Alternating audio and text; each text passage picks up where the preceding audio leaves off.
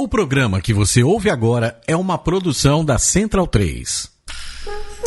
Está no ar com Felipe Figueiredo e Matias Pinto, o Fronteiras Invisíveis do Futebol, o podcast que desvenda a geopolítica do planeta Bola.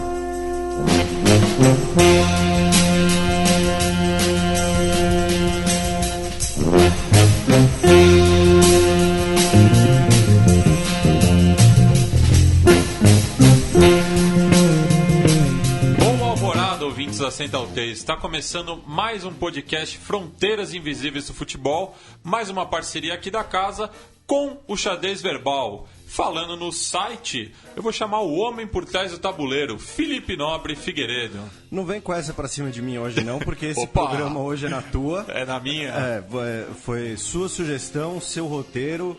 Então hoje você que brilha, eu só vou assistir, vou tirar um cochilo. Antes de começarmos, mandar um abraço pro Diego Moura Dias, que a gente está citando ele de novo, mas que no último programa ele deu uma dica de documentário bem legal, eu ainda não assisti, mas pelo que eu procurei, achei bem legal a premissa, que se chama Seven Broken Cameras, 7 câmeras quebradas, que é de são várias filmagens, estou lendo aqui um recado do próprio Diego, inclusive. São várias filmagens feitas por um palestino que comprou uma câmera para filmar o filho, mas acompanha também, termina por acompanhar diversos episódios de tensão entre palestinos e israelenses. Também mandar um abraço pro Felipe Juan Max, que nos recomendou para o Aloísio lá na página do Facebook Xadrez Verbal, e também para Karime Farache, que sempre tagueia o Gustavo Guimarães no Fronteiras Invisíveis do Futebol. Alô, Gustavo, tá escutando? Deu match. Mandar um abraço também pro Marcelo Morikawa, que falou que na região de Rio Preto, aqui em São Paulo, existe um município chamado Palestina, que é a terra de Romarinho. A torcida corintiana deve saber disso. Eu vou partir pra violência. Foi um comentário clubista. Clubista como? Eu não sou corintiano. Você é o quê, então? Eu sou São Paulino. Ah, tá. Os nossos ouvintes sabem disso. E você não pode querer zoar porque eu sou líder do campeonato e cito o Romarinho, é isso? Não tem nada disso. Que ele fez aquele gol lá e tal. Mas eu gosto do Romarinho, porque ele tem personalidade naquele jogo contra o Boca lá, Bomboneira. Mas, enfim, ele tá na Arábia, né? Tá no mundo árabe. No mundo árabe. O cara tá jogando, não é na Europa, não é no continente asiático, é mundo árabe.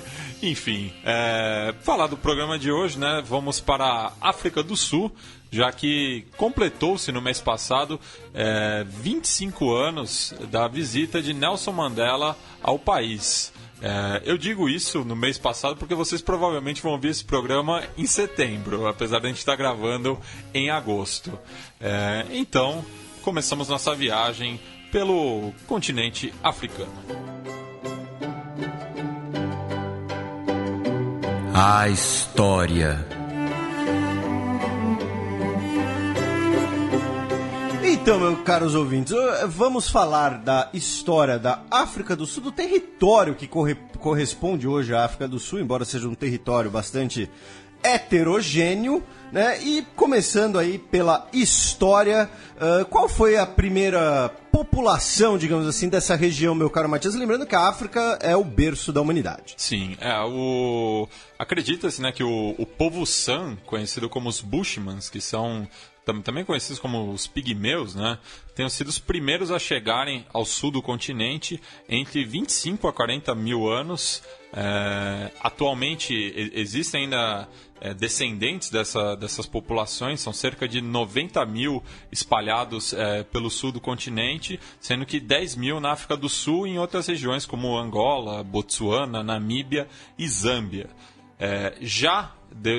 Na Era Comum, no primeiro milênio da Era Comum, intensifica-se a expansão Banto, partindo do delta do Níger em direção à África Austral, chegando à atual província de KwaZulu-Natal, que fica no sudeste da África do Sul, por volta do século VI. Os principais ramos bantus na África do Sul são o Lemba, o Nguni, que corresponde ao Ndebele, o Swazi, o Xhosa e o Zulu, que são os maiores grupos étnicos da África do Sul, o Chagan Tsonga, o Sotho Tswana, o que corresponde Basoto, Pedi e Tsuana, e o Venda. Inclusive, essas são algumas das 9 línguas nativas oficiais da África do Sul. Lembrando que são 11 ao todo, considerando o inglês e o afrikaner, que a gente vai falar mais adiante. O Bartolomeu Dias tornou-se o primeiro navegador europeu que se tem registro a dobrar o então chamado Cabo das Tormentas, que fica ali no sudoeste da África do Sul. E como eu sei que o senhor odeia o Vasco, eu não odeio os nossos ouvintes vascaínos... Meu avô era vascaíno. Sempre tem essa, né? Até tenho amigos negros, não sou racista. O professor Tanguy sabe que eu tenho um carinho pelo Vasco, apesar da rivalidade. Quem foi o segundo navegador a cruzar, o vice-navegador a cruzar o cabo? Foi o Vasco da Gama, não Tá. podia perder essa piada, né? Mas quando o Vasco da Gama cruzou, já era, inclusive, o acidente geográfico era até conhecido como Cabo da Boa Esperança. Foi rebatizado pelo rei João II quando Bartolomeu Dias retornou a Portugal. Mas apenas em 1652 que teve início a colonização europeia nessa região, com a fundação da cidade do Cabo por Jan van Riebeeck, que era um funcionário da Companhia das Índias Orientais. Nos 5 primeiros anos da chegada do Jan à região, começam a vir as primeiras famílias holandesas, né? No começo, eram cerca de 250 famílias brancas que chegaram à região da cidade do Cabo, e também já começou a importação dos primeiros escravos de outras regiões africanas. No restante do século XVII, muitos calvinistas, não só de origem holandesa, mas também alemães, escandinavos e franceses, fogem para a África do Sul por conta da perseguição religiosa na Europa. E essas são as bases para a formação dos afrikaners, né, que é a origem europeia e a religião protestante, no caso, o calvinismo. E, além da passagem bíblica sobre a maldição de Noé aos descendentes do seu filho Cã, está em Gênesis 9:18, do capítulo 9, versículo 18, até o capítulo 10, versículo 32, a predestinação também justificava a escravidão dos nativos. E isso vai ser muito utilizado para justificar também o regime do apartheid, como a gente vai ver mais adiante. Só 2 observações. Primeiro, nossos caros ouvintes, ele citou os versículos de cor, e eu não estou de sacanagem. E segundo, né, um abraço pro espero que não seja nosso ouvinte, o abraço é irônico, Marcos Feliciano. Espero que não ouça mesmo. Ou se ouça, que aprenda eu não quero, não quero ele de nosso ouvinte. Eu também não. Dispenso. Já no final do século XVIII, a cidade do Cabo é conquistada pelo Império Britânico e 7 anos depois é devolvida aos holandeses, para voltar definitivamente à coroa inglesa em 1806 por conta da aliança da então República Batava com Napoleão. Alguma piada com Batavo? Não, eu não pensei em nada. Foi você. Foi da minha cabeça. 30 anos depois, o parlamento da Grã-Bretanha abole a escravidão e isso acabou ocasionando um movimento chamado The Great Trek, ou seja, a Marcha dos Boeres, como eram conhecidos os fazendeiros de origem holandesa, para fugir do controle britânico, chegando a territórios que hoje compreendem Moçambique e Zimbábue, além de fundarem 3 repúblicas que serão depois províncias sul-africanas, né? Natal, Orange e Transvaal, isso em 41, 54 e 52. Do Transvaal, inclusive, ela tem um papel central na futura Guerra dos Boeres, que a gente vai falar, né? E essa Great Trek, ela também teve participação dos Klingons e dos Vulcanos. Meu Deus, depois sou eu, né? Mas hoje eu tô assumindo o seu papel, então eu tenho que fazer piada ruim. Tá ok. Durante esse movimento do Great Trek, claro, anteriormente já tinham conflitos com as populações nativas, mas isso se intensificou, ocasionando a Batalha do Rio de Sangue, em 1838, quando centenas de voortrekkers, pioneiros em afrikaner, liderados por Anders Pretorius, que fundaria depois a cidade de Pretória, são atacados por milhares de guerreiros do rei Dingane, que havia assassinado seu meio-irmão Shaka para subir ao trono. O Shaka era considerado um colaboracionista dos invasores, quando aqueles alcançaram as margens do rio Nikome.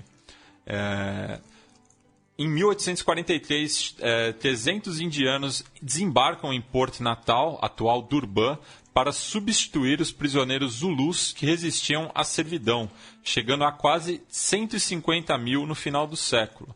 Inclusive, um tal de Mahatma Gandhi, em viagem à África, ajudou na formação do Congresso Indiano de Natal, em 1894, organização que lutou sem sucesso contra a discriminação dos indo-africanos.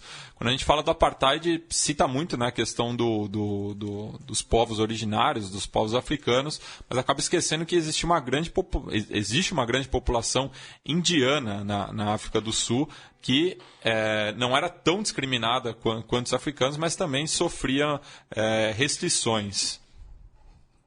São descobertas jazidas de diamante nas cercanias de Kimberley em 1869 e 17 anos depois começa a exploração do ouro em Transvaal. E, como o Felipe falou, né, isso vai ser importante para a gente falar da Guerra dos Boeres, porque é nesse momento que o Império Britânico volta os olhos à África do Sul. Ela se torna atraente, né, para a colonização, porque até então a sociedade, a colonização na África do Sul era agropastoril, não tinha recursos naturais ou minerais. Era mais um movimento de migração do que de colonização, de imperialismo, quando a gente teve, por exemplo, na Nigéria. Inclusive a Companhia das Índias Orientais, holandesa, ela nunca fez investimentos na região porque não era interessante. E até os próprios afrikaners, com o passar do tempo, eles vão perdendo essa identidade holandesa. Eles vão justamente se recriando, né? Eles se tornam afrikaners, eles se consideram nativos também da terra. Ocorre também nesse período a Guerra Anglo-Zulu, em 1879, que vai durar até o começo do século XX. E que é muito presente em filmes. Né? Tem um filme muito famoso, né? O Zulu com Michael Caine. Filmaço. Né? Que é os caras de vermelho e os Zulus com peles, né? Uma coisa bem... está muito no imaginário britânico. Inclusive, esse filme, falando um pouco de futebol, esse filme inspirou a torcida do Birmingham City a se chamar de Zulus, porque a torcida do Birmingham City tinha muitos negros presentes. Então eles são conhecidos como os Zulus e fazem questão de gritar Zulu, Zulu, Zulu quando vão A torcida do Tottenham também é chamada assim. A do Tottenham são os Yids. Mas também tem uma questão racial, não tem? Mas com os judeus. Não, tem uma torcida de Londres que é chamada de Zulu. Acho que pejorativamente. Bem, eu sei a do Birmingham. Do Birmingham tenho certeza. E nesse contexto, né, da descoberta dos minerais preciosos, que aparece a figura de Cecil Rhodes, que seria primeiro-ministro da Colônia do Cabo e proprietário da companhia mineradora De Beers. Ele lança também o plano de construção megalomaníaco da ferrovia Cabo-Cairo na década de 1890, que nunca vai ser concluída, né? Porque imagina uma rodovia que cruze a ferrovia que cruze a África do Sul de norte a sul. Não, cruza a África inteira. A África inteira de norte a sul. E o Cecil Rhodes, até hoje, ele é um personagem muito polêmico na África do Sul. Né? Tem uma estátua dele muito gigantesca, acho que em Joanesburgo. Tem uma universidade que leva o nome dele. Inclusive, Zâmbia e Zimbábue eram conhecidas como Rodésia do Norte e Rodésia do Sul. Exatamente. E ele, digamos assim, tem a discussão pra gente, né, que ele é praticamente um genocida. Sim. Né? E aí a discussão é se ele era um genocida diretamente, indiretamente, enfim. Mas ele hoje é um personagem que desperta muitas paixões na África do Sul. Inclusive tem um movimento, né? Eu lembro muito bem nesse caso da estátua, porque tem um abaixo-assinado na internet, um manifesto para tirarem essa estátua. E nesse plano da ferrovia Cabo-Cairo acabou acontecendo também um incidente diplomático com a França, porque os franceses tinham um plano similar, mas era o eixo oeste-leste, né, que iria do Senegal até o Djibouti. Enquanto que os portugueses tinham um plano mais humilde ainda, mais modesto, que iria da Angola a Moçambique. Originalmente os portugueses queriam juntar Angola e Moçambique, eles queriam toda aquela faixa de território, né? O plano cor-de-rosa, porque era a cor do mapa que eles entregaram na Conferência de Berlim. E aí todo mundo olhou e falou, então, Portugal, legal, senta lá, a gente vai decidir aqui, a gente avisa. E aí Portugal basicamente ficou com o que manteve até a década de 1970. Na virada do século ocorre a Segunda Guerra dos Boeres. Não falei da primeira porque... Preconceituoso. Porque ela é menor importância histórica, mas acaba sendo um continuismo também. E nesse contexto tem a vitória britânica, justamente porque os boeres não queriam que os britânicos invadissem os territórios através dos minérios, mas esse conflito acabou gerando a União Sul-Africana, que seria uma república ligada ao Commonwealth, mas um governo autônomo, mas que respondia às leis britânicas. E os afrikaners, eles reclamam muito, historicamente, em relação aos mortos dessa guerra, inclusive mulheres e crianças, que são 200 de milhares que morreram nos campos de concentração construídos pelos ingleses. E esses campos de concentração, eles foram apoiados por uma época até jovem oficial na Marinha Britânica chamado Winston Churchill. Só para constar. Esse cara aí. Em 1911 tem o regulamento do trabalho nativo, o que acabava fazer com que os africanos eles não pudessem pedir demissão. Era uma via de mão única. Os ingleses podiam, os brancos podiam demitir os africanos, mas eles não podiam se demitir. Como passe no futebol, o antigo passe. No ano seguinte é fundado o Congresso Nacional Africano, principal partido dos povos originários, e 3 anos depois é fundado o Partido Nacional de Representação Africana. Em 1913 é assinado o Ato de Terras Nativas, que acaba gerando uma concentração das terras produtivas em 90% aos brancos, e o político Jan Smuts, do Partido Nacional, utiliza pela primeira vez, em 17, o termo apartheid, segregação em afrikaner. Ironicamente, ele seria derrotado nas eleições de 1948 por Daniel François Malan, responsável pela implementação do regime segregacionista. Em referendo realizado em 5 de outubro de 1960, já pulamos aí as primeiras décadas do século XX, afinal estamos falando de quase 2 milênios de história.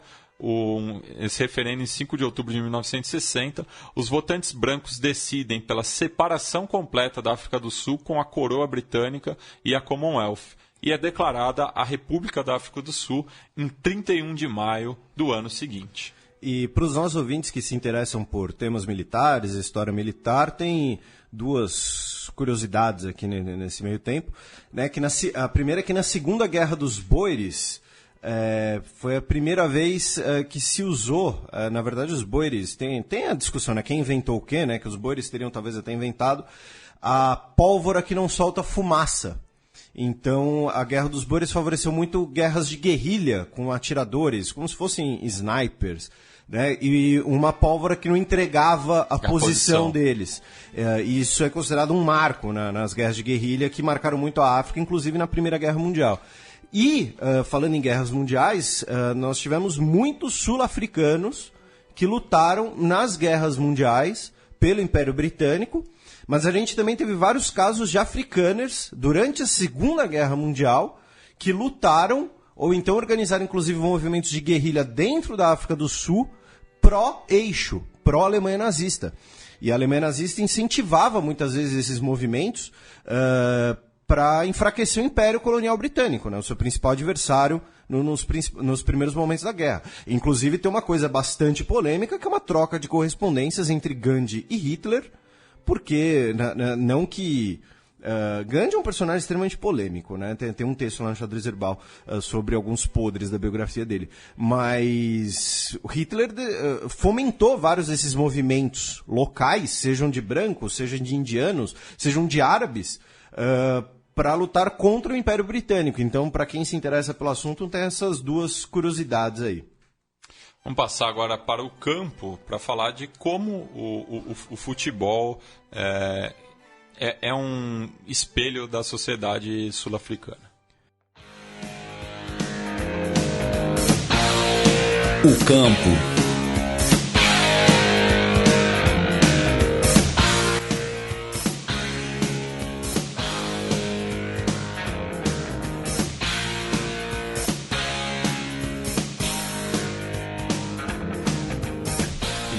Para os torcedores do Vasco que ficaram incomodados com a minha piadinha, peço desculpas, mas Arregão. Já existiu um clube sul-africano chamado Vasco da Gama, da Cidade do Cabo, na verdade num subúrbio da Cidade do Cabo chamado Parow, que foi fundado em 1980 e foi dissolvido esse ano e atualmente joga com o nome de Stellenbosch Football Club. Mas chegou a disputar a primeira divisão sul-africana. Mas vamos falar agora da história do futebol na África do Sul, que começa lá atrás, em 1861, antes mesmo da unificação das regras do futebol, quando o diretor do Diocesan College, da Cidade do Cabo também, o Canon George Ogilvy, introduz o futebol jogado com as regras de Winchester, que eram similares às da escola de rugby, isso em 1861.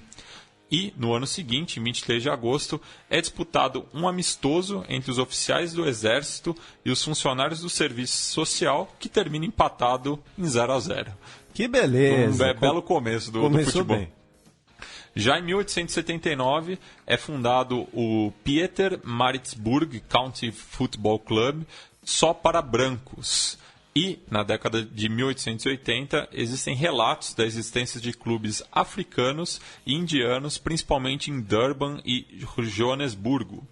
Em 1892, é formada a Football Association of South Africa, exclusivamente branca, e que se filia à Football Association da Inglaterra em 1895. Do Reino Unido, fala direito. Não, é da Inglaterra, porque cada um tem a sua federação.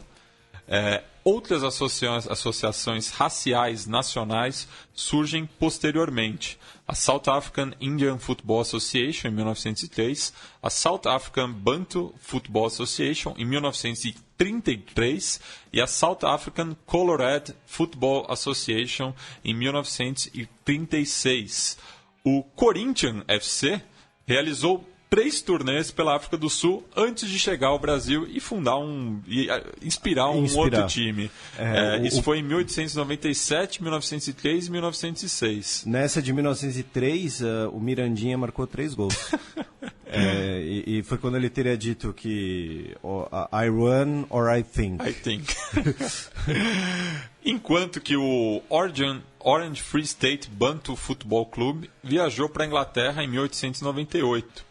No ano seguinte, o Kafir Football Club realizou uma série de amistosos na França e Reino Unido, sendo capitaneados por Joseph Tuai, que seria futuro tesoureiro do Congresso Nacional Africano. O termo Kafir é pejorativo, é utilizado pelos africanos para designar os negros. É uma derivação do termo árabe kafre, que possui 2 significados, né? Ou cobrir, e daí num sentido mais amplo de cobrir a verdade, ser desonesto. Ser desonesto ou infiel. A FASA excursiona pela América do Sul em 1906 e 4 anos depois torna-se a primeira associação não europeia da FIFA. E também recebe a visita de uma seleção amadora da Football Association, gesto repetido nas décadas seguintes. Em 1935, somente é disputada a primeira competição interracial do país, a Sussman Cup. Coincidentemente, uma das principais militantes anti-apartheid na segunda metade do século foi Ellen Sussman, que tinha apenas 18 anos na época. Não sei se a família dela já era uma família integracionista. Se tem uma ligação, isso é só coincidência, né? não consegui, até porque essa Sussman Cup não consegui nem achar quem foi o vencedor dela. É considerada a primeira competição interracial, só que não tem mais registros. Eu acho que muito provavelmente porque o time negro venceu. Talvez. E os caras deram um sumiço na súmula. Na ata. O Orlando Pirates, um dos clubes mais populares da atualidade, é fundado no Soweto em 1937. Já o seu arquirrival, o Kaizer Chiefs, surgiu na mesma localidade, mas somente em 1970, por iniciativa de Kaiser Montaga. Olha só, ele deu o nome do time e o nome dele. Tipo o Peri Lima aqui na Paraíba. E ele era ex-jogador dos Pirates. Só para contextualizar, um grupo de pagode fundou um clube de futebol, é isso? Explica para os nossos ouvintes. Então, Soweto, pessoal, significa Southwest Township.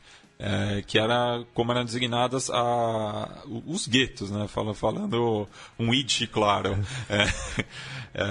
Então era a sigla, né? Era como se fosse favela do Sudoeste, praticamente isso. De Joanesburgo, no caso. Falando um pouquinho de rugby, os Springboks realizam Eu não autorizei. Os Springboks realizam sua primeira viagem internacional com destino à Oceania, onde enfrentaram os All Blacks e os Wallabies, né? Notando que foi um ano antes do Apartheid, né? E isso tem um peso importante para o contexto do esporte internacional na África do Sul. O combinado de Katanga goleia a Joanesburgo Bantu Football Association na cidade de Elizabethville, no Congo belga, por 8-0 em uma partida válida pela primeira competição africana, mas sem caráter oficial, disputada em 1950, já que não existia ainda a Confederação Africana de Futebol. As associações raciais, a SAPFA, a SACFA e a SAIFA, se unem em torno da entidade anti-apartheid South African Soccer Federation, fundada em 1951, já que o apartheid já estava vigente há 3 anos. Obrigado.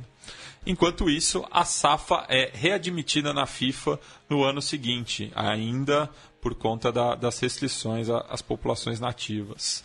Em 1953, a Durban District African Football Association conquista o torneio Rhodes Centenary, uma grande ironia, né? Realizado na Rodésia do Sul, o atual Zimbábue. A SAFA é rebatizada como Football Association of Southern Africa em 1956, mas é obrigada a derrubar as cláusulas racistas do seu estatuto por pressão da FIFA.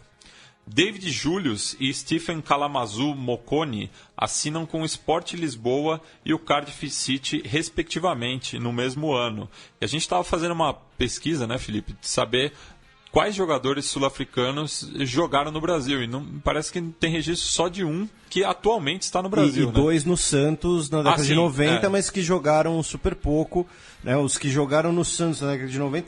Lembrando que assim, né, nós temos vários ouvintes santistas, e inclusive ouvintes mulheres santistas, né, mas a década de 90 foi uma década que o Santos teve muitas bizarrices nas suas contratações. Né? Eu digo bizarrices, assim, jogadores por questão de marketing, jogadores que ninguém nunca tinha ouvido falar, e nesse caso foram 2 jogadores sul-africanos, o Kennedy e o Arthur, que jogavam no Jomo Cosmos da África do Sul, que não é nenhum time top da África do Sul, né? E atualmente nós temos o Tyrone, ou Tirone, ou Ty, ou Ti, que joga no Grêmio, jogou a Olimpíada pela seleção sul-africana, como você mencionou aqui antes, e que inclusive estava nas categorias de base do São Paulo antes de ir para o Grêmio, e tem uma matéria dele dizendo que o sonho dele, na verdade, é jogar pelo Brasil, porque ele mora no Brasil desde os 11 anos de idade. Atualmente está com 20. Sim. Com o advento do profissionalismo, até para tentar segurar os jogadores na África do Sul, é formada a National Football League em 1959. A NFL? Mesmo nome. Porém, ela só aceitava jogadores brancos. O Durban City é aclamado como o primeiro campeão, mas durante as 18 temporadas seguintes, quando durou a NFL, o Highlands Park de Joanesburgo conquistou 8 vezes a liga. Em resposta à NFL, é fundada a South African Soccer League, em 1961, cujo primeiro campeão foi o Transvaal United. Essa liga foi substituída pela National Premier Soccer League em 71, que observou o domínio dos rivais de Soweto, o Pirates e o Chiefs, com 3 canecos para cada um. 11 torcedores morrem durante um jogo entre Moroka Swallows e o Orlando Pirates no Jeep Stadium em 1962. Antes do Kaiser Chiefs, esse era o principal rival dos Pirates. A FASA é suspensa da FIFA em 1963, após a entidade anunciar que disputaria as eliminatórias para o Mundial seguinte, com apenas jogadores brancos, sendo expulsa em 1976 por reincidência. A África do Sul também foi banida dos Jogos Olímpicos a partir da edição de 1964. E aqui eu queria mandar um caloroso xingamento ao Bernie Ecclestone, o dono da Fórmula 1, porque a Fórmula 1 foi durante muito tempo a FIA, por pressão da Fórmula 1, a única entidade esportiva internacional que não puniu a África do Sul. Inclusive, a gente teve vários GPs conhecidos na África do Sul. A gente teve um campeão de Fórmula 1 da África do Sul, mas foi basicamente só a FIA. E, posteriormente, no rugby, a África do Sul foi fazer uma... Não, a Nova Zelândia fez uma excursão à África do Sul e queriam punir a Nova Zelândia também. Sim. Mas então mandar aqui um abraço pro Bernie Ecclestone, que certamente está nos ouvindo enquanto ele toma um mergulho na sua caixa forte de dinheiro. Cara, o Bernie Ecclestone é o tio Patinhas da vida real. Nada me tira isso da cabeça. Ele tem uma piscina de dinheiro. Mas enfim, continue. E também o cricket, né? Nos anos 80, a seleção sul-africana disputou vários amistosos, mas inclusive em países de maioria negra, como as Índias Ocidentais, que basicamente é a Jamaica. E o Caribe como todo. Né? Para os nossos ouvintes que não sabem, né? Cricket é taco. É um taco mais complexo. Não, é taco. É taco. Taco mais complexo é o beisebol. Você levanta o taco. O cricket, que é o taco para baixo, é taco. E é o terceiro esporte em popularidade na África do Sul. Um abraço para o nosso querido Biratã Leal, a única pessoa do Brasil que assiste cricket. Porque os jogos demoram 6 horas. Não, podem durar dias. Os jogos feitos para a TV duram 6 horas, né? Então, ele é a única pessoa do Brasil que tem paciência para assistir taco. E até falando, né, da população indiana, né, o cricket é muito popular entre os indianos, então existe uma massa considerável de adeptos do cricket entre os indo-africanos. Os prisioneiros políticos de Robben Island, que é onde o Mandela estava preso, formam a Makana Football Association em 1965. Enquanto que o Madiba era só um torcedor, gostava de assistir os jogos, o esporte que ele praticava mesmo era o boxe, ele era um exímio pugilista. O Jacob Zuma, que foi ex-presidente da África do Sul, era um meio-campista esforçado. Robben só corta pra esquerda, tá de brincadeira.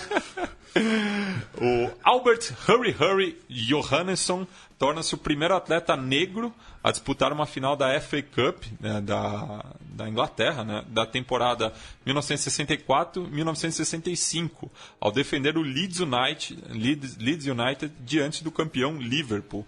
E, inclusive, nos anos 2000, outro sul-africano que ia se tornar um ídolo do Leeds é o Lucas Radebe, que, inclusive, inspirou a banda Kaiser Chiefs, que tem quase o mesmo nome do clube que ele é formado, só que troca o S pelo Z.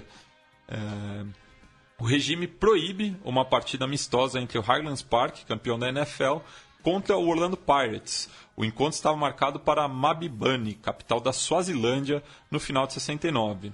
Porém, 6 anos depois, o Hellenic Football Club, da Cidade do Cabo, bate o Kaiser Chiefs na ida e na volta, 4-0 e 2-1, e conquista o título de campeão dos campeões. Essa foi a primeira iniciativa de ter um torneio interracial. Era o campeão de cada liga, né?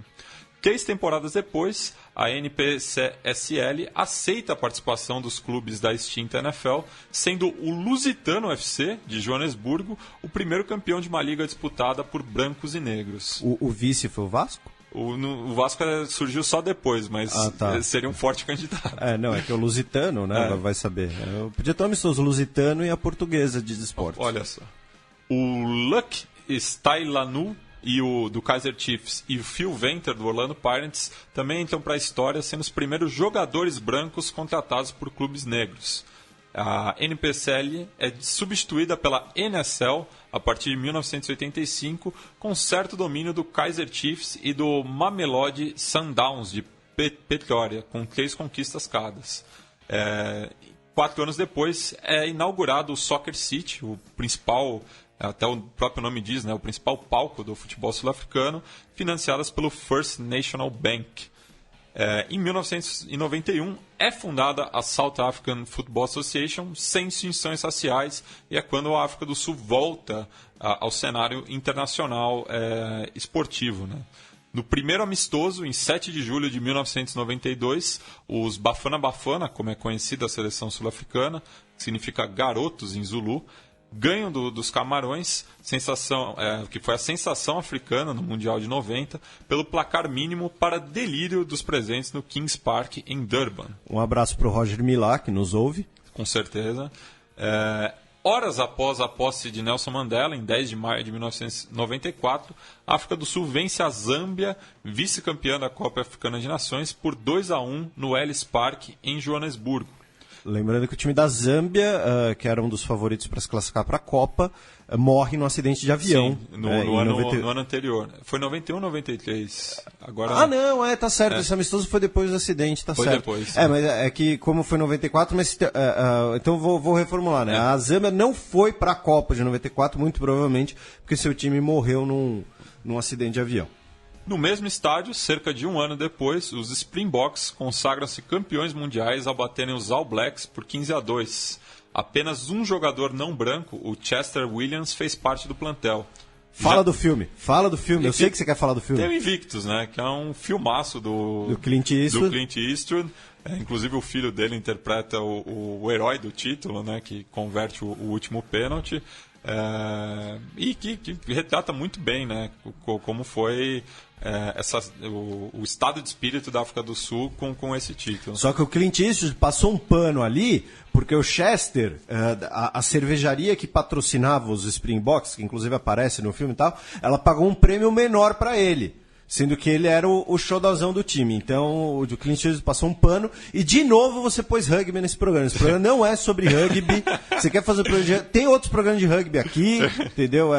É isso. Tô indignado, vou embora. E o Chester, inclusive, ele fazia parte dos Colored, né? Ele era mestiço, mas era o único jogador não branco desse time.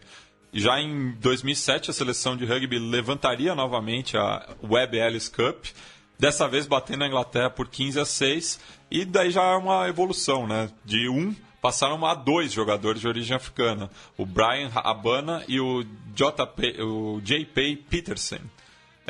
No mesmo ano, o Orlando Pirates conquista a Copa Africana de Campeões, que é a atual Liga dos Campeões da África, ao bater o ASEC Mimosas, da Costa do Marfim, por 1-0 em Abidjan, após o empate de 2-2 em Joanesburgo.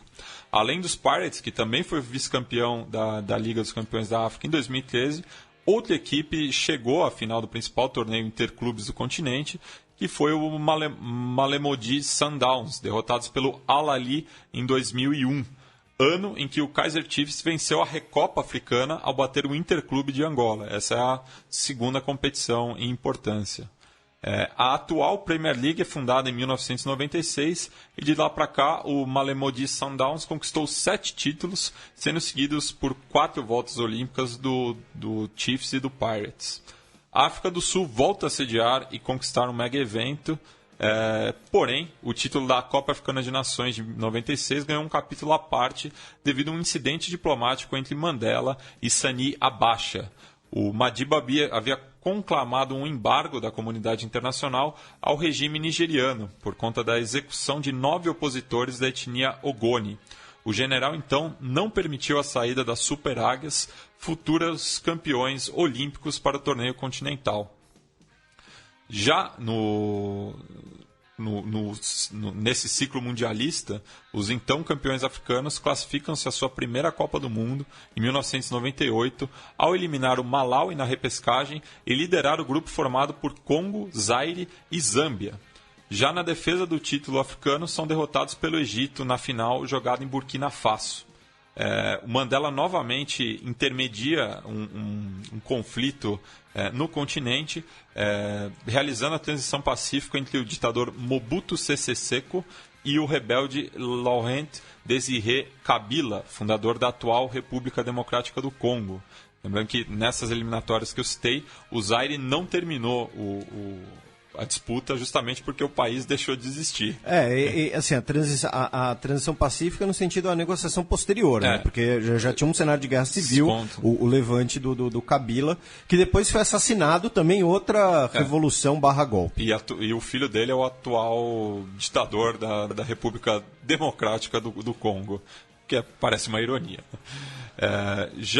Nessa estreia mundialista da África do Sul, no torneio disputado na França, eles estreiam com derrota de 3-0 para os anfitriões, empatam com a Dinamarca e com a Arábia Saudita, sendo eliminados na fase de grupos.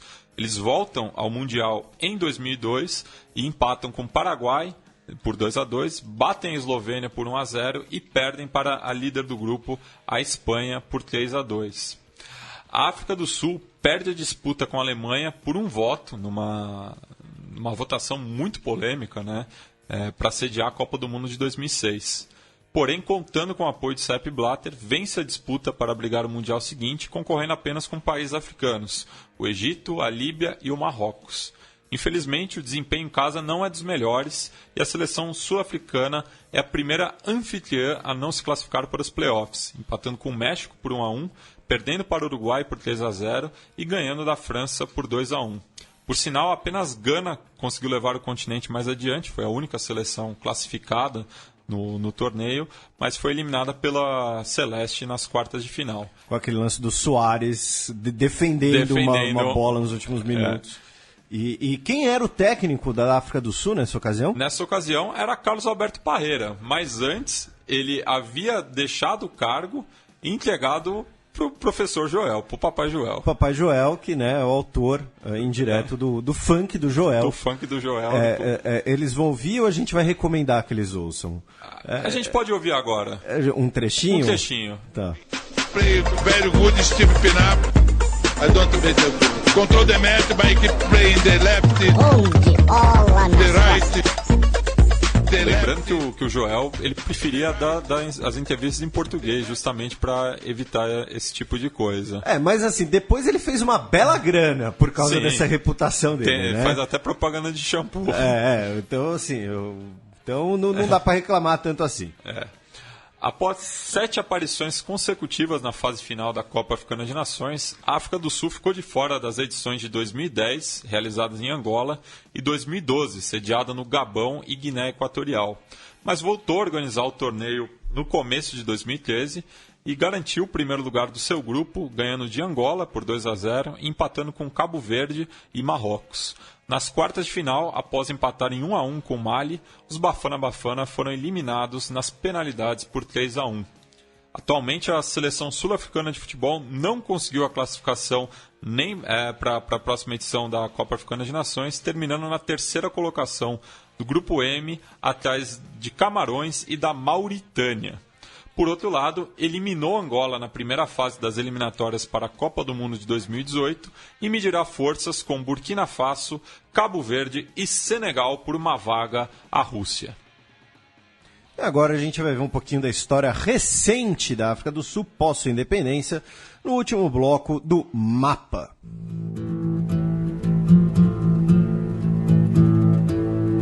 O Mapa.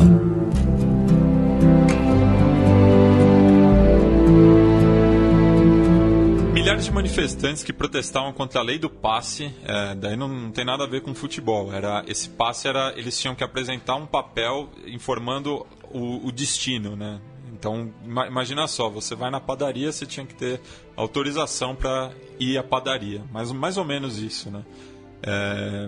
Esses manifestantes são atacados pela polícia na localidade de Sharpeville, resultando em 69 vítimas fatais. A ONU declarou em 1969 essa data como um Dia Internacional contra a Discriminação Racial. Estima-se que em 1962, no terceiro centenário da colonização europeia na África do Sul, a população era composta por aproximadamente 3 milhões de brancos, menos de 1/5 do total, sendo que 58% eram afrikaners, cujo IDH em separado era um dos 5 melhores do mundo ocidental. Por outro lado, cerca de 350 mil negros foram condenados pelos tribunais sul-africanos, muitos sem julgamento, o que representava quase 3% da população nativa. Entre esses presos estava Nelson Mandela, sob acusação de deixar o país sem autorização, lembrando que o governo não emitiu um passaporte para ele, para conhecer de perto a situação dos negros em outras regiões da África. 2 anos depois, Madiba e outras 9 lideranças do Congresso Nacional Africano são condenados à prisão perpétua no famigerado julgamento de Rivônia. Eclode também a Guerra Sul-Africana na Fronteira, em 26 de agosto de 1966, também conhecida como Guerra das Matas de Angola, opondo movimentos independentistas na Namíbia e Angola com apoio de Cuba contra a África do Sul e Portugal. O conflito se estenderá até 1990, deixando um saldo de mais de 20 mil mortos. O primeiro-ministro Hendrik Verwoerd, um dos arquitetos do regime, é esfaqueado até a morte quando visitava o parlamento pelo moçambicano de origem grega Dimitri Tsafendas, que também era militante do Partido Comunista, em 6 de setembro de 1966. Seu sucessor, B.J. Vorster, intensificou a segregação. O Congresso Nacional Africano volta a se reunir na Conferência de Morogoro, realizada em 1969 na Tanzânia. Com a desarticulação do principal partido de origem africana, surge uma alternativa conservadora com a fundação do Inkatha, em 1975. Uma manifestação estudantil contra a inferioridade das escolas negras é duramente reprimida pela polícia em Soweto na tarde de 16 de julho de 1976. Milhares se levantam contra as autoridades no bairro mais povoado de Joanesburgo. O número das vítimas varia entre 95, números oficiais, e 176, entre elas Hector Peterson, de apenas 12 anos. Steve Biko, líder do movimento da consciência negra, é detido arbitrariamente pela polícia em 18 de agosto de 1977, na cidade de Port Elizabeth. Após semanas de torturas no edifício Sanlam e na delegacia de Walmer, Biko é transferido para uma prisão hospitalar em 11 de setembro, morrendo no dia seguinte. A razão oficial da sua morte é uma greve de fome, mas os ferimentos dizem outra coisa. Os bantustões de Bophuthatswana, Venda e Ciskei declaram a independência da África do Sul em 1977, 79 e 81, respectivamente. Lembrando que os bantustões eram territórios demarcados pelo governo no qual os bantus não podiam sair, ou seja, eles tinham que permanecer naquela região. O Mandela, inclusive, teria recebido uma proposta de sair da prisão para morar num bantustão e ele se recusou, porque ele acreditava que a África do Sul era um país só. O governo sul-africano dá suporte aos grupos paramilitares UNITA e Renamo, oposicionistas aos governos de Angola e Moçambique, além de perseguir exilados do CNA em Botsuana, Lesoto e Suazilândia. O então primeiro-ministro P.W. Botha tenta cooptar os indianos e mestiços na nova Constituição em 1983, criando um parlamento tricameral. A Frente Democrata Unida, coalizão anti-apartheid, boicota as eleições parlamentares de 1984. É declarado estado de emergência em 20 de julho de 1985, com a escalada de violência em 36 distritos do país, durando até 1989, quando o presidente recém-impossado F.W. de Klerk suspendeu-o, além de libertar Walter Sisulu e mais 7 prisioneiros políticos. Nelson Mandela seria solto somente no verão seguinte. Mandela é eleito presidente do CNA em 1991 e começa a realizar diversas viagens pelo exterior para pressionar o governo sul-africano a convocar uma constituinte, que é aprovada em referendo com 68% dos votos em julho de 1992. No mesmo mês, no dia 17, membros do Inkatha atacam o bairro de Boipatong, nas cercanias de Vanderbilt Park, matando 45 pessoas ligadas ao CNA, Então aí mostra uma oposição, né, entre os dois principais partidos de origem africana. Nelson Rolihlahla Mandela conquista 62% dos votos em abril de... Nelson Rolihlahla Mandela conquista 62% dos votos em abril de 1994 nas primeiras eleições universais do país. E o Nelson Mandela e o de Klerk, posteriormente, receberiam o Prêmio Nobel da Paz pelo papel em terem derrubado o regime do Apartheid. E no caso do de Klerk é muito polêmica, né, essa nomeação, porque ele, apesar de ser o presidente da transição, durante o Apartheid ele sempre manteve medidas conservadoras, sempre aprovou. Mas, enfim, acho que tinha que dividir para não pegar mal, né, em 93. Mas o de Klerk, ele tem uma outra citação no Nobel da Paz dele que é muito curiosa, muito polêmica também, que é o seguinte... não sei se vários dos nossos ouvintes provavelmente não sabem disso, porque é uma informação muitas vezes obscura, digamos assim, mas a África do Sul é o único país do mundo que já teve arsenal nuclear e unilateralmente abriu mão desse arsenal nuclear. Os outros 3 países que tiveram arsenais nucleares, Ucrânia, Cazaquistão e Bielorrússia, abriram mão desses arsenais nas negociações pós-dissolução da União Soviética. Não foi uma decisão unilateral. A África do Sul não. A África do Sul simplesmente uma hora falou, olha, a gente está abrindo mão do nosso arsenal nuclear, a gente vai assinar todos os tratados sobre questões nucleares, assinar o Tratado de Não Proliferação, justamente com de Klerk, como parte da reinserção da África do Sul no sistema internacional. Só que tem uma questão muito curiosa, que é o seguinte, o governo do de Klerk sabia que numa eleição democrática provavelmente seria eleito o Mandela, ou então provavelmente seria eleito um representante negro, por assim dizer. E eles não queriam armas nucleares nas mãos de um governo negro. Não tem nada de paz mundial, de olha, vamos abrir mão das nossas armas nucleares porque a gente é legal e a gente quer que todo mundo se abrace e assista Meu Pequeno Pônei. Eles abriram mão dos arsenais nucleares para evitar que um governo negro tivesse acesso a esse arsenal e, posteriormente, pudesse até mesmo ceder esse arsenal, essa tecnologia, esse conhecimento para outros governos africanos, outros governos negros africanos, por assim dizer. Então tem essa questão também do arsenal nuclear da África do Sul, que é muito curioso. Inclusive, a única explosão nuclear já registrada que não tem dono, assim, que é o incidente de Vela, que foi uma explosão nuclear no meio do Oceano Índico. No meio não, né? Perto de Madagascar e da própria África do Sul. Considera-se que é o primeiro foi o teste nuclear conjunto entre Israel e a África do Sul.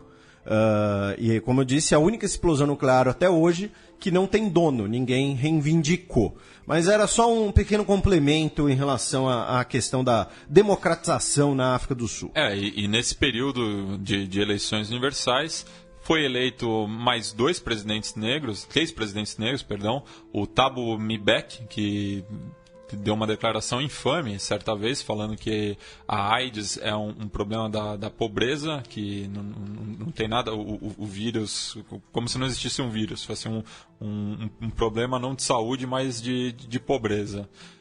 Enquanto que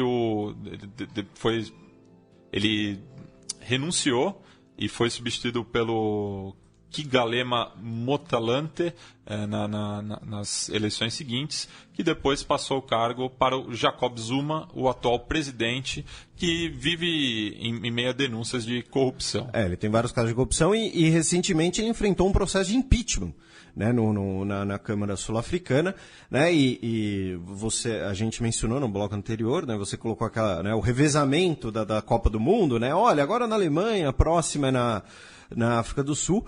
O FIFA Gate recente tem muito a ver com isso, né? Que várias autoridades teriam recebido, né, algum agrado para organizar aí essa ordem das Copas do Mundo. Qual a sua dica cultural, meu caro Matias? A minha dica cultural é o filme Cry Freedom, eu não lembro do nome em português, de 1987, é estrelado pelo Kevin Kline e pelo Denzel Washington e fala justamente da figura do Steve Biko, né? que é interpretado pelo Denzel. Inclusive foi o primeiro... Pelo Denzel, virou íntimo agora. É brother. Zell. Inclusive ele foi indicado para o Oscar de melhor ator coadjuvante pela primeira vez por esse papel. E a minha dica cultural, ela é óbvia, já foi citada, ela é sem graça, porém ela de certo modo obrigatória, né, pela questão do tema, a questão de uma identidade nacional sul-africana separada de uma identidade racial, que é um processo que vai ser muito devagar, que está começando, tá? Ele não foi concretizado, sequer dá para dizer que ele existe direito ainda, mas que é o filme Invictus, que já citamos, né, do Clint Eastwood, embora passe um pano lá para a questão do Chester, mas é um baita filme. Eu só não gosto muito de um pouco da trilha sonora, acho ela meio piegas. Mas e eu gosto muito nesse filme, né, para os nossos ouvintes que já viram, que assistirão, a questão dos seguranças, né, a subplot, né, dos seguranças do presidente, né, os seguranças brancos e os seguranças negros, que eram, entre aspas, terroristas do Congresso Nacional Africano. Mas enfim, essa é a minha dica Invictus. E qual a música de encerramento, meu caro Matias? Não, só antes de passar para a música de encerramento, a gente citou duas produções estrangeiras passadas na África do Sul, mas eu queria indicar uma produção local também, cinematográfica, que é o filme Tsotsi, que foi indicado ao Oscar de melhor filme estrangeiro em 2006, que se passa em Joanesburgo e mostra um pouco da sociedade sul-africana após o apartheid, porque o foco muitas vezes é sempre sobre o apartheid ou sobre a colonização, como no caso dos Zulus, que a gente falou no começo do programa. Então, Tsotsi é um filme bem atual e mostra também como a violência urbana é um dos principais problemas da África do Sul, ainda em decorrência dos anos do apartheid, né? Porque você tira a condição humana de boa parte da população durante décadas, essa situação ela não vai se reverter de um dia para o outro. Então, esse é um filme muito bacana e a trama gira em torno de um criminoso que acaba roubando um carro e no carro tem um bebê. Então ele tem que lidar com o que ele vai fazer. Mas ele rouba um carro achando que é o carro de uma família branca. Mas é uma família negra. Ó, você entregando aí, ó, dando spoiler. Não, mas isso é bem no começo do filme. É a trama. Só que mostra essas situações. Agora só falta você dizer que no fim ele se revela que ele é o Batman. Não. Eu que estraguei o filme. Enfim. E a música? A música de encerramento é Assim Bonanga, que significa em Zulu aquele que a gente não vê, que foi uma música composta pelo Johnny Clegg, que era um músico branco, sul-africano, mas ele era ligado à militância anti-apartheid, inclusive era conhecido como o Zulu branco, e ele fez essa música em tributo ao Mandela, justamente porque de 62 até a soltura do Mandela, não tinha nenhum registro dele, não tinha fotos do Mandela. As pessoas levavam cartazes do Mandela da época que ele tinha sido preso, mas tanto até que quando ele sai da cadeia, ninguém reconhece ele, porque a transformação física tinha sido muito grande nos quase 30 anos que ele teve detido. Então é uma música muito bacana, e essa versão que eu escolhi, inclusive, tem alguns trechos de discursos do Mandela. Então é isso, vamos ficar com esse som escolhido pelo Matias até daqui a uma quinzena. E a gente volta pro Paralelo 30, só fica essa dica. Não, quando atenderemos, na verdade, não, eu vou falar mais, porque ninguém me segura, eu não tenho medo. A gente vai começar a atender um velho pedido dos nossos ouvintes, né? A gente já comentou aqui tem várias pautas possíveis no Brasil, né? Como por exemplo os clubes de colônia. Então, nosso próximo programa será no nosso querido Brasil varonil, ou às vezes não tão querido assim, ou às vezes não tão varonil assim, ou então se você não é brasileiro, mas nos ouve, e não terá clubismo, tá? Eu quero deixar muito claro que qualquer clubismo que ocorrer não será intencional. A gente, inclusive, quer buscar um convidado para ele tomar porrada no nosso lugar. A gente quer usar um bode expiatório. Mas então é isso. Fiquem com o som e até daqui a 15 dias.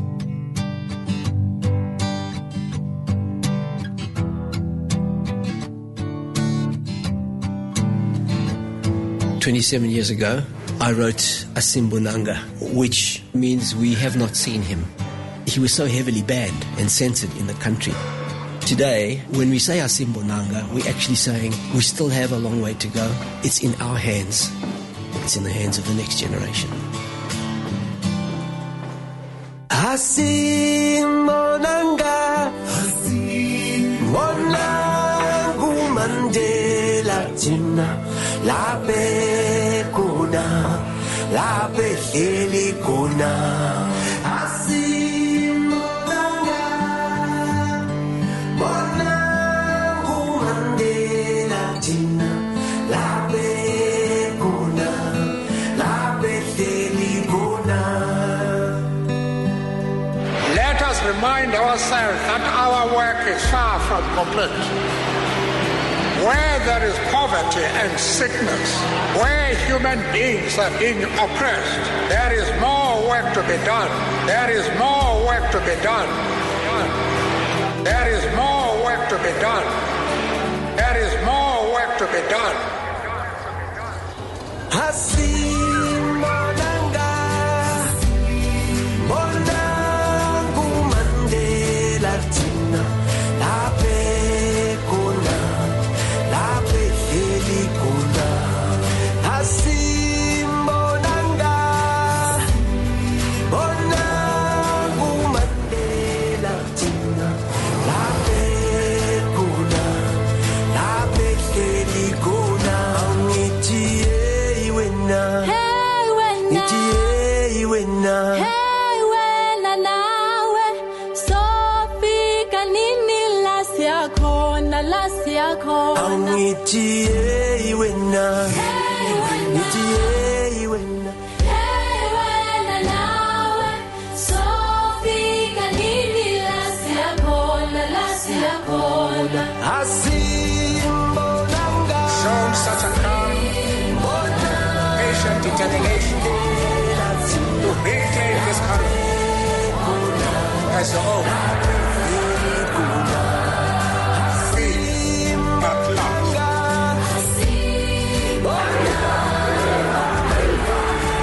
South Africa's hero.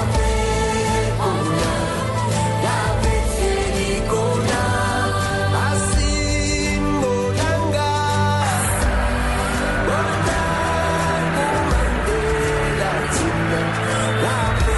Shown such a calm, patient determination to reclaim this country as your own.